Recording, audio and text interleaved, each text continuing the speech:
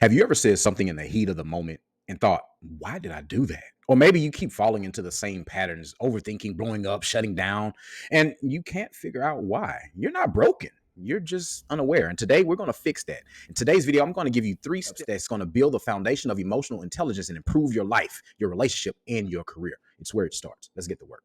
I used to get in this same argument with this one particular person over and over again. And then every time I walked away blaming them. They don't listen. They're always defensive. But one day after one tense conversation, I mean, it was tense. It really hit me. I wasn't really listening either. I was reacting out of my own triggers, old stuff I hadn't dealt with in a long time. At that moment, it was real hard to face, but it was also the beginning of growth. Because when you become self-aware, what happens is you stop blaming everyone else and you start understanding yourself. Self-awareness, it's the ability to notice your thoughts, notice your emotions and behaviors while they are happening in the present moment. It's like stepping outside of yourself and observing what's going on without casting judgment on yourself. Why does this matter, you might ask? It's because what you don't recognize, you can't change. But once you become aware of your patterns, become aware of your triggers, become aware of your strengths and your blind spots, you start to take back control over your life. And these 3 tips I want to give you right here. The first tip is called the name it to tame it technique. Now, when you're in the middle of a big emotion, let's say you're having anger, you're having anxiety, you're having sadness, what you want to do is stop and name it out loud in your head.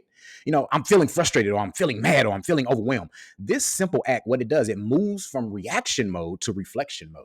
You become the observer, not the actual emotion. And what that does, it gives you power.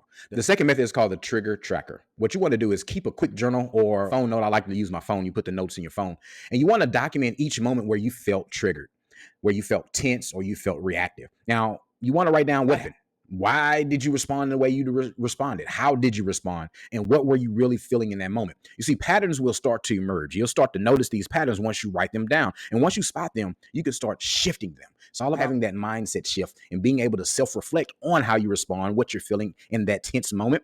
You'll be able to make the certain changes because you start noticing patterns. The third thing that you want to do is called the mirror moment. The mirror moment every night before bed or morning, depending on how your schedule is, before you go to sleep. Before you go to bed, ask yourself this: how did I show up today? Where was I proud? Where could I have done better?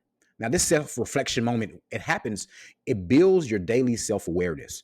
And over time, what you'll do, you'll start catching yourself in the moment, not just after the fact where you have to apologize for the things that you've already done. Now, let's say you're always stressed in meetings. You have this tense meeting, and you always tend to tense up in this particular meeting.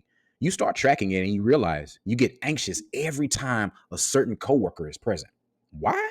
Maybe it reminds you of a past situation where you felt judged or dismissed. Now, you know the why. Now, once you know the why, now you can change the how on how you respond and how you react. It's time for our weekly challenge, team. Weekly challenge, weekly challenge, weekly challenge. Here's your challenge for this week. I want you to try the name it to tame it technique.